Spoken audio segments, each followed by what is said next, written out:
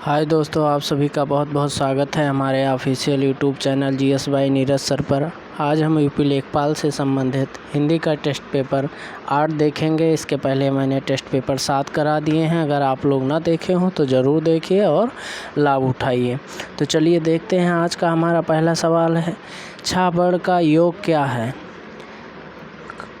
क धन छ, क धन स्व, क धन छ कि क धन स। ये जो हलंत लगा हुआ है नीचे आप लोगों को जैसे दिख रहा होगा, ये हलंत जो है किसी वर्ण को, किसी अक्षर को आधा बना देता है। ये हलंत का के नीचे लग गया, यानी इसका मतलब क्या हुआ कि ये आधा का हो गया। तो जिसके जिसके नीचे हलंत लगा है उसको आप क्या समझेंगे? वो आधा वर्ण है। तो अब बता रहा है छा वर्ण का योग क्या है। छा किस किस वर्ण से मिलकर बना हुआ है? क धन छ, क धन स, क धन च कि क धन स। तो हमारा यहाँ से ऑप्शन अगर देखा जाए, यहाँ थोड़ा मिस्टेक है बेटा। यहाँ का धन स, अगर ये दोनों, ये स भी खष्टी सा जो मूर्धन सा है हमारा ये वाला, इसको भी अगर आधा करते हैं हम तो यहाँ हमको प्लस आ करना पड़ेगा, तब ये सही होगा। और अगर ऐसा नहीं करते हैं तो ये हमारा ऑप्शन ये गलत हो जाएगा। ये होता है हमारा, अगर ऐसे लिखना हो, आधा का रहेगा और पूरा मूर्धन्य सा होता है, पूरा मूर्धन्य सा होगा। आधा का और प्लस पूरा मूर्धन्य सा, तो छा वर्ण का योग होता है। आधा का और पूरे मूर्धन्य सा से मिलके क्या बनता है? छा वर्ण हमारा बनता है। अगर यहीं पर विकल्प के अनुसार देखा जाए तो यहाँ भी सही हो सकता है, अगर हम यहाँ प्लस आ कर दें तो। अगर यहाँ आधा सा है तो ये आधा सा और आ मिलके पूरा मूर्धन्य सा बन जाएगा। तो हमारा ऑप्शन नंबर डी सही हो जाएगा। नेक्स्ट क्वेश्चन हम लोग देखेंगे, अर्थ के आधार पर संज्ञा के कितने प्रकार निर्धारित किए गए हैं? 5, 6, 8, 4। तो अर्थ के आधार पर संज्ञा के 5 प्रकार बताए गए हैं। जैसा कि आप लोग जानते होंगे, व्यक्तिवाचक संज्ञा, जातिवाचक संज्ञा, समूहवाचक संज्ञा, भाववाचक संज्ञा, द्रव्यवाचक संज्ञा, 5 प्रकार बताए गए हैं। तो आप लोग ध्यान रखिएगा। नेक्स्ट क्वेश्चन हमारा है, हाय ये क्या हो गया में लगेगा, इसमें कौन सा चिन्ह लगेगा? ये कैसा वाक्य है, पहले ये पहचानेंगे आप तभी तो लगा पाएंगे कौन सा चिन्ह लगेगा। ये हमारा प्रश्नवाचक चिन्ह है, ये हमारा कॉमा है, और ये हमारा विस्मयादिबोधक चिन्ह है, और ये पूर्ण विराम है, ये पूर्ण विराम है। तो इसमें अगर सेंटेंस आप समझ गए कौन सा सेंटेंस है तो आप चिन्ह भी आराम से लगा लेंगे आसानी से। तो पहले सेंटेंस को पहचानिए। हाँ ये क्या हो गया, तो ये किसकी पहचान है? जहाँ पर विस्मय बोधक यानी आश्चर्य, शोक, घृणा, ग्लानि याद प्रकट हो, वहाँ क्या होता है? विस्मयादिबोधक वाक्य हो जाता है, विस्मय बोधक वाक्य हो जाता है। अतः और विस्मय बोधक के लिए चिन्ह क्या होता है? ये चिन्ह होता है, ये चिन्ह होता है विस्मय बोधक के लिए। अतः हमारा ऑप्शन नंबर कौन सा सही हो जाएगा? सी सही हो जाएगा। नेक्स्ट क्वेश्चन हम लोग देखेंगे, बेगम किस भाषा का शब्द है? यहाँ से भी क्वेश्चन पूछे जाते हैं, देशज, विदेशज और तुर्की फारसी से भी कुछ शब्द आए हैं हमारे हिंदी भाषा में प्रयोग किए जा रहे हैं, जो वहाँ से भी क्वेश्चन पूछे जाते हैं। और जब आप लेखपाल की तैयारी कर रहे हो तो अधिकांश जो है कार्य हमारा जो है उर्दू, तुर्की, फारसी के वर्डों का ही प्रयोग किया गया है। पटवारी, लेखपाल, खसरा, खतौनी, ये सारे शब्द भी जो है विदेशज शब्द हैं। जैसे उर्दू शब्द हो सकता है, तुर्की, फारसी, बहुत सारे जो है ऑफिशियल वर्क जितने हैं उसमें बहुत सारे शब्दों का यूज जो है किया जाता है। तो ये भी आप लोग ध्यान रखिए। यहाँ से भी क्वेश्चन पर बन सकता है, बेगम किस भाषा का शब्द है? हिंदी, तुर्की, अरबी या फारसी? तो बेगम हमारा है तुर्की भाषा का शब्द है। नेक्स्ट क्वेश्चन देखेंगे, पेट में दाढ़ी होना का अर्थ है धूर्त प्राणी, रोग ग्रसित होना, पेट तक लंबी दाढ़ी होना, देखने में सीधा किंतु चालाक होना। तो पेट में दाढ़ी होने का मतलब होता है देखने में सीधा किंतु चालाक होना। ऑप्शन नंबर डी हमारा सही हो जाएगा। नेक्स्ट क्वेश्चन देखेंगे, विलोम शब्द का चयन कीजिए। दूषण, भूसा, मंजूषा, दनुज। भूषण का विलोम क्या होगा? भूषण का विलोम होगा दूषण। नेक्स्ट क्वेश्चन की तरफ बढ़ते हैं। मुहावरे का सही अर्थ चुनिए। उल्टे पाँव लौटना मुहावरे का सही अर्थ चुनना है। तेजी से चलना, रुक रुक कर चलना, जल्दबाजी दिखाना, पास ना आना। तो उल्टे पाँव लौटने मुहावरे का अर्थ होता है तेजी से चलना।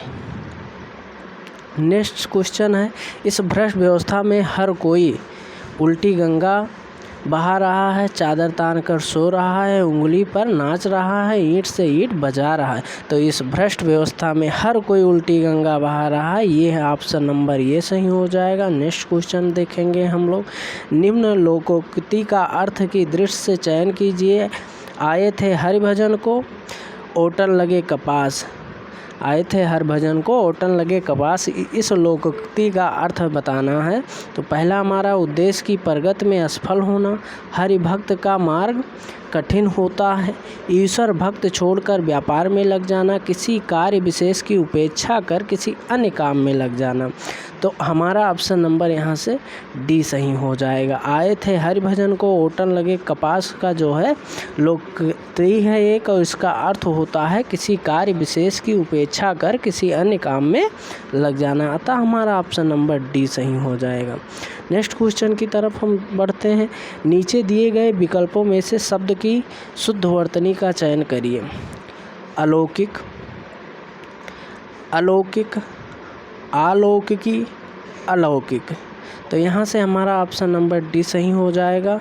अलौकिक कहा जाता है, ये शुद्ध वर्तनी है, option number D. Next question देखेंगे हम आगे। नाथ न पीछे पगहा का अर्थ है पूर्ण स्वतंत्र होना, अपने मन की कहना, बंधन रहित होना, इधर उधर भागना। तो आगे नाथ न पीछे पगहा का अर्थ बंधन रहित होने के सापेक्ष में किया जाता है, अतः ऑप्शन नंबर सी सही हो जाएगा। नेक्स्ट क्वेश्चन हम लोग देखेंगे, सही विकल्प का चयन कीजिए। प्रसूता एक शब्द दिया है, तो ये है एक जो होता नहीं है आपका, पूछा जाता है किसी सेंटेंस के लिए एक शब्द, ठीक है। तो वो स्त्री जिसने निकट भूत में बच्चे को जन्म दिया हो, वो स्त्री जो बच्चे को जन्म देने की इच्छा रखती हो, या वो स्त्री जो गर्भ में शिशु को पाल रही हो, या वह स्त्री जो बच्चे को जन्म देती हो। तो वह स्त्री जिसने निकट भूत में बच्चे को जन्म दिया हो, उसके लिए एक शब्द हो जाएगा प्रसूता। ऑप्शन नंबर ये सही हो जाएगा यहाँ से। नेक्स्ट क्वेश्चन देखेंगे हम, वह मांगलिक समारोह में सम्मिलित ना हो सका में कौन सा वाक्य है? जैसा कि आप लोग पढ़े ही होंगे, सरल वाक्य, संयुक्त वाक्य और मिश्र वाक्य, ये अर्थ और रचना और बनावट की दृष्टि से है। और एक पूछा जाता है आपका प्रयोग की दृष्टि से, वाक्य कितने प्रकार के होते हैं? तो आप लोग 8 प्रकार के पढ़े होंगे। जैसे अभी पहले क्वेश्चन में, इसके पहले वाले, इसके ऊपर वाले क्वेश्चन में मैं डिस्कस किया था विस्मयादिबोधक वाक्य, तो वो किसके आधार पे डिवाइड किया गया है? वो हमारा प्रयोग की दृष्टि से के आधार पे 8 प्रकार से बांटा गया है वाक्यों को, और जो अर्थ, रचना या बनावट के आधार पे जो है वाक्यों को 3 प्रकार से बांटा गया है। तो ये उसी में से है, बनावट और रचना के आधार पे है कि वो मांगलिक समारोह में सम्मिलित ना हो सका में कौन सा वाक्य है?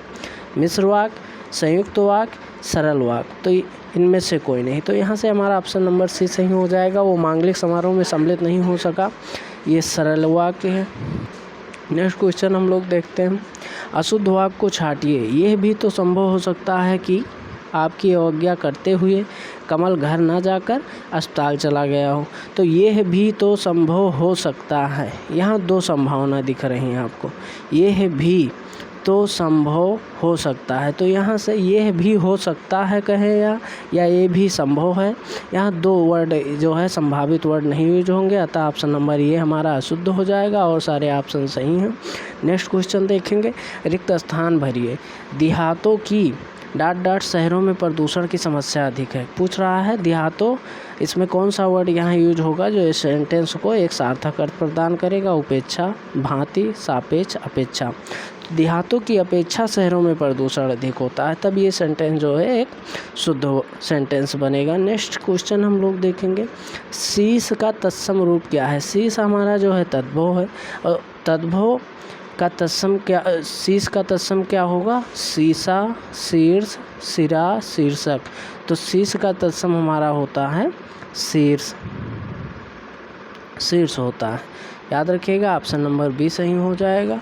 नेक्स्ट क्वेश्चन देखेंगे, चौराहा शब्द में समास है, क्रमधार है, द्वंद्व समास, द्विगु समास, बहुब्रीहि समास। तो चौराहा पहला पद संख्यावाची है, चौराहा, तो अतः हमारा ऑप्शन नंबर सी द्विगु समास हो जाएगा। जैसा कि आप लोग जानते ही हो, किसी शब्द में अगर प्रथम पद संख्यावाची होता है तो वहाँ क्या होता है?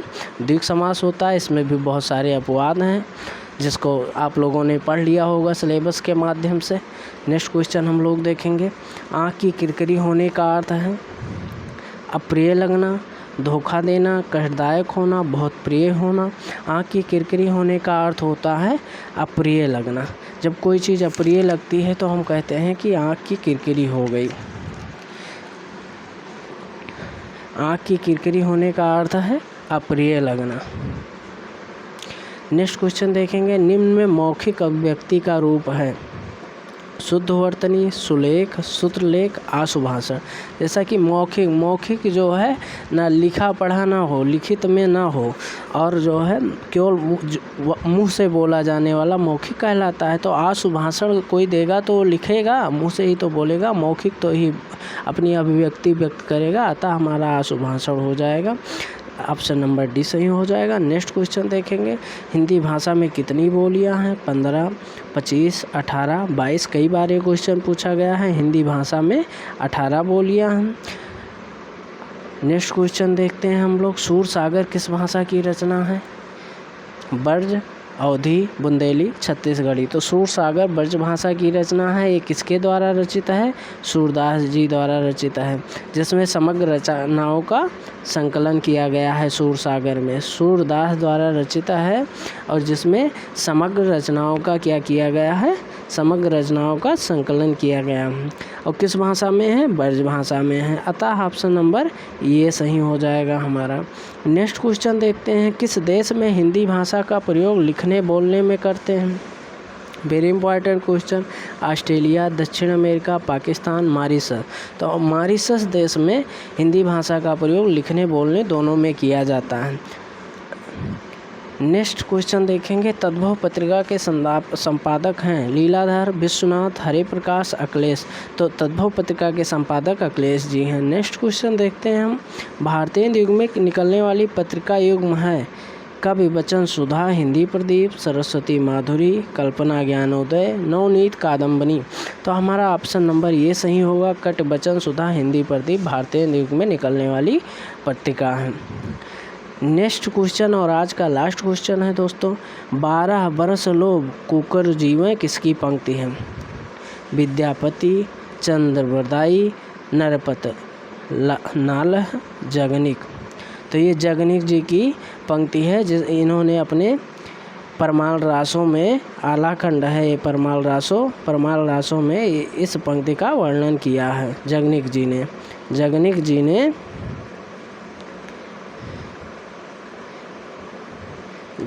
जी ने परमाल रासों में जो एक आल्हा खंड है उसमें इस पंक्ति का वर्णन किया है, 12 वर्ष लो कुकर जी में। तो मिलते हैं नेक्स्ट सेशन में, तब तक के लिए जय हिंद।